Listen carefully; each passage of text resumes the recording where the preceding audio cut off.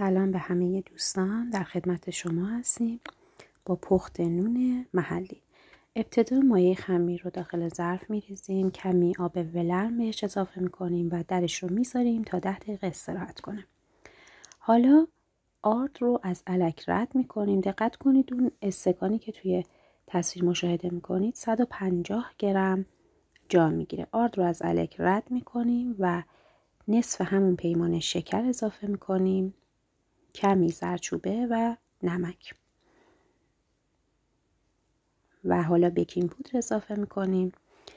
یه تخم مرغ رو هم به موادمون اضافه میکنیم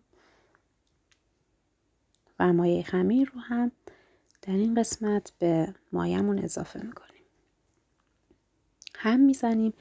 اگر دیدیم که خمیرمون شله، کمی هم میتونیم باز بهش آرد اضافه کنیم. مقداری روغن بهش اضافه میکنیم. روشو میپوشونیم و در یه جای گرم میذاریم و نیم ساعت تا 1 ساعت بهش زمان میدیم. بعد از 1 ساعت اونا رو در میاریم. با وردن صافش میکنیم. با هر چیزی که دوست داریم قالب میزنیم و سرخش میکنیم.